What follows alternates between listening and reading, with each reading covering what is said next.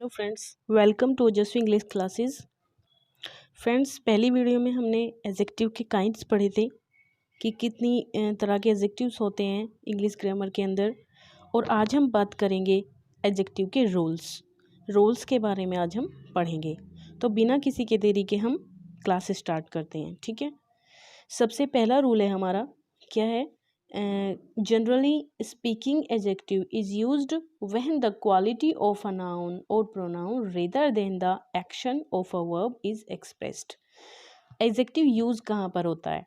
Generally हम speaking adjective को कहाँ पर यूज़ करते हैं? स्पीकिंग मतलब जो नाउन के बारे में हमें बता रहा हो, तो उसे हम यूज़ कहाँ पर करते हैं? जहाँ पर हमें क्वालिटी बतानी हो नाउन की या फिर प्रोनाउन की, एक्शन नहीं, ठीक है। एक्शन तो वर्ब के थ्रू बताया जाता है, लेकिन हम अगर क्वालिटी बता रहे हैं किसी नाउन की तो वहाँ पर हम एडजेक्टिव यूज़ करते हैं, ठीक है। जैसे कि सी इज़ अ स्किलफुल डांसर, ये आप देख रहे हैं यहाँ पर, सी is a skilful dancer.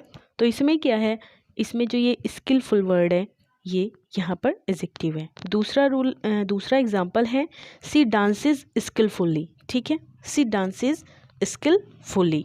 सोनूज act was thoughtful, ये जो सोनूज एक्ट वॉज थॉटफुल, ये क्या है? ये एडजेक्टिव है।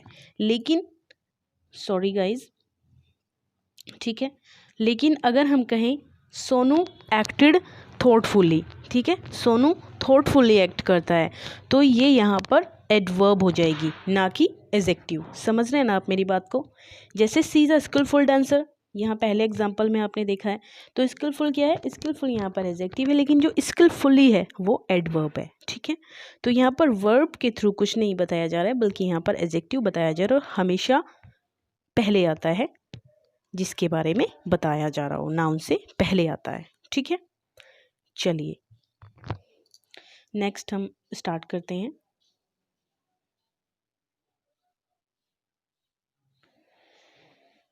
दूसरा रूल क्या है दोस्तों? दूसरे रूल पे आ जाते हैं।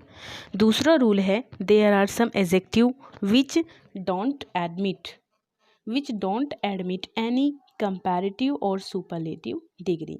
कुछ एडजेक्टिव ऐसे होते हैं जो कभी भी किसी सुपरलेटिव की या कंपैरेटिव डिग्री की डिमांड नहीं करते हैं। जैसे कि हमारा परफेक्ट वर्ड हो गया, ये यूनिक हो गया, ideal, chief, universal, extreme, complete, entire, excellent, absolute, impossible, eternal, supreme. तो ये सब क्या करते हैं दोस्तों? ये किसी भी कंपैरेटिव या सुपरलेटिव डिग्री की डिमांड नहीं करते हैं, ठीक है। थर्ड रूल है the comparative adjective like prior, junior, senior, superior, inferior, prefer, preferable, elder are followed by to instead of than. मतलब ये जो सारे वर्ड अभी मैंने ऊपर बताए हैं आपको, ये किसके द्वारा फॉलो किए जाते हैं? टू, इनके साथ टू आता है, ना कि देन आता है, ठीक है। ये कंपैरेटिव डिग्रीज हैं, ये प्रियर है, जूनियर है, सीनियर है, सुपीरियर है, इन्फीरियर है, ये सब क्या है? ये हमारी कंपैरेटिव डिग्री है, लेकिन फिर भी हम इनके साथ देन नहीं लगाएंगे। नॉर्मली हम कंपैरेटिव डिग्री के साथ देन लगाते हैं, लेकिन इनके साथ हम देन नहीं लगाएंगे, टू लगाएंगे। और ऐसा क्यों हो रहा है? ये इनकी स्पेशलिटी है, ठीक है। एग्जाम्पल की बात करें तो he is senior to me in service में वो मुझसे बड़ा है, मतलब पोस्ट में बड़ा है, सीनियर है, ठीक है। सेकंड है my sister elder to me by 2 years। मेरी जो सिस्टर है वो मुझसे 2 साल बड़ी है, ये यहाँ पर बोला गया है, तो एल्डर टू मी आया है, ना कि एल्डर देन मी, ठीक है। इसी तरह milk is preferable to tea, ठीक है, प्रीफरेबल के साथ भी टू आता है। She prefers coffee rather than, लेकिन जो प्रीफर वर्ड होता है वहाँ पर हम टू की जगह पर रेदर देन भी लगा सकते हैं, ठीक है। देन नहीं लगाएंगे, टू लगाएंगे, या फिर रेदर देन यहाँ पर काफ़ी बढ़िया माना जाता है, ठीक है। चलिए नेक्स्ट चलते हैं फोर्थ रूल पे। Little is used for quantity but few is used for number. देखिए लिटिल जो यूज़ होता है, हमारा लिटिल वर्ड जो यूज़ होता है वो हमारी क्वांटिटी के लिए यूज़ होता है, और जो फीव वर्ड है वो नंबर्स के लिए यूज़ होता है। मतलब जो हमारे काउंटेबल नाउन होते हैं वो अनकाउंटेबल जो होंगे वो तो फीव के थ्रू यहाँ पर बताए जाएंगे। सॉरी, मैं कहाँ पहुँच गई हूँ, सॉरी गाइज, 4th रूल पे थे हम।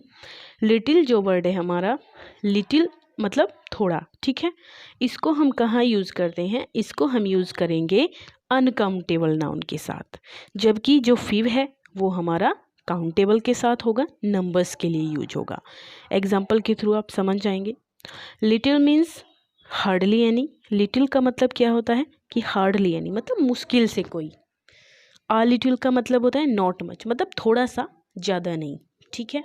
और द लिटिल का मतलब होता है मीन्स मतलब नॉट मच बट ऑल, सब कुछ, मतलब नॉट मच ज़्यादा नहीं लेकिन जो कुछ भी है वो सारा, ठीक है। समझ गए होंगे दोस्तों। आइए देख लेते हैं इसके एग्जाम्पल को। हम 5वें रूल पे आ जाते हैं। फ्यू, ऐसे ही फ्यू जो है वो किसके लिए यूज होगा, काउंटेबल के लिए यूज होगा। तो few means hardly any one, ठीक है, मुश्किल से कोई। आ फ्यू लगा है तो मीन्स नॉट मैनी मतलब बहुत ज़्यादा नहीं, थोड़ा सा, ठीक है। तो the few means not many but all मतलब सभी, थोड़े से हैं लेकिन जितने भी हैं वो सब आ जाते हैं इसमें। अब मैं एग्जाम्पल दूंगी, एग्जाम्पल के थ्रू आप इन सबको बहुत अच्छे से समझने वाले हैं। Little knowledge is dangerous thing. जो थोड़ा जो ज्ञान होता है वो खतरनाक होता है ना, यही इसमें बताया गया है। आई हैव लिटिल मिल्क, ठीक है, मेरे पास थोड़ा सा दूध है। I have spent the little money.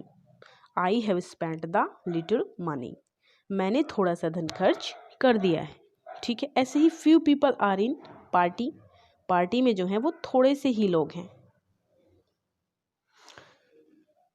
A few days I passed there were exciting, मतलब a few days ज़्यादा नहीं, जो थोड़े से दिन मैंने वहाँ पर बिताए हैं वो एक्साइटिंग थे। सेकंड में है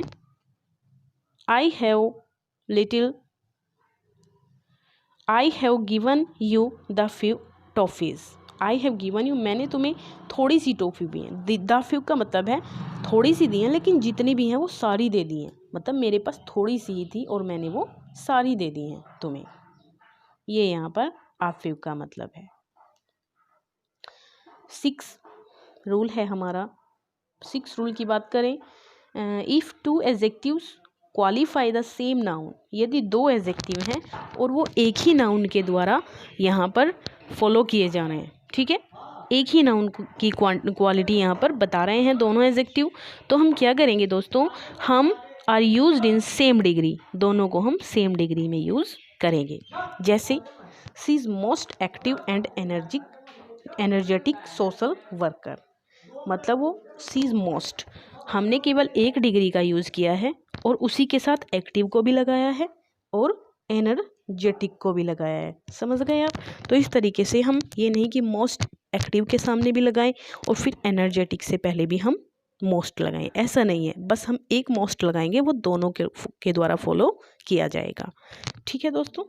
चलिए 7 रूल है हमारा, ordinal is placed before numerical adjective. Ordinal से मतलब होता है नंबर्स, जो फर्स्ट सेकंड या 2 या 4 इस टाइप के जो नंबर्स यूज़ किए जाते हैं ना, वो हमेशा किसके लिए, न्यूमेरिकल मतलब नंबर्स के लिए यूज़ किए जाते हैं। जैसे you must study 2 first chapters of the book, ठीक है, तो you must study the 2 first chapters of the book, मतलब पहले 2 चैप्टर किताब के तुमको पढ़ने चाहिए, ठीक है। चलिए 8 एग्जाम्पल में हम आएंगे। The comparative adjectives ending in ER should be used as more clever while comparing the 2 qualities of one. तो होता क्या है, द कंपैरेटिव एडजेक्टिव एंडिंग यदि ER पे ख़त्म हो रहा हो हमारा, ये देखिए आप इस सेंटेंस में, ये जो क्लेवर है ये किस पे, ER पे ख़त्म हो रहा है, क्लेवरर, तो इसमें क्या है, should be used as more clever, ठीक है, यहाँ पर क्लेवर नहीं होना चाहिए था, यहाँ पर होना चाहिए था more clever while comparing the 2 qualities of one, मतलब मोर क्लेवर देन ऑनेस्ट। यहाँ पर ये क्लेवर जो है ये रॉन्ग है। ठीक है, चलिए।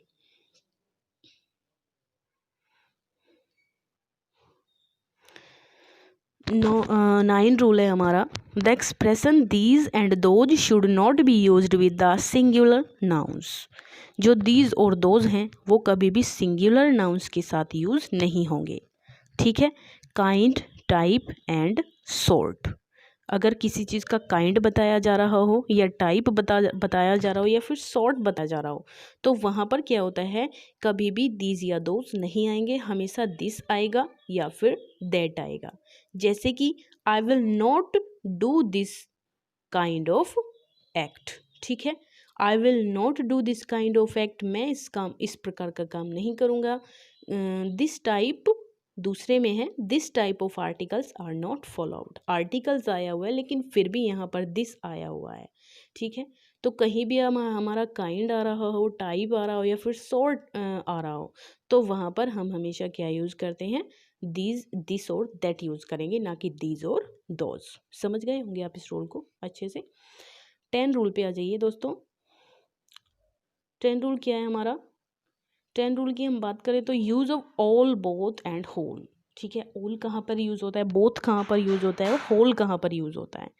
All the students were present. ठीक है, सभी जो student, all the student were present, सभी जो स्टूडेंट हैं वो प्रेजेंट थे। ठीक है, सभी, ऑल द स्टूडेंट्स सभी के लिए आ जाता है। Second, both the boys left soon. Both the boys मतलब दोनों लड़के लेफ्ट सून। ठीक है, रह गए हैं जल्दी। Whole country suffering from drought. Both the boys मतलब दो लड़कों की बात हो रही है, ऑल के लिए सबकी बात हो रही है, सारे स्टूडेंट आ जाते हैं ऑल द स्टूडेंट्स में। होल कंट्रीज, क्योंकि होल, इसमें ऑल क्यों नहीं आया है, क्योंकि देखिए होल मतलब पूरा। एक कंट्री जो होती है उसमें बहुत लोग होते हैं, उनको हम काउंट नहीं कर सकते हैं, तो एक इकाई के रूप में हम उसको रखते हैं, तो इसीलिए हम उस इकाई के लिए होल वर्ड का यूज़ करते हैं। ठीक है दोस्तों, thanks for watching my video. Please subscribe the channel और मुझे बताते रहिए, कमेंट करते रहिए कि आप क्या पढ़ना चाहते हैं, क्या किस किस टॉपिक में आपको प्रॉब्लम्स हैं। मैं कोशिश करूँगी कि मैं उनको सॉल्व कर सकूँ। Thank you so much. Mummy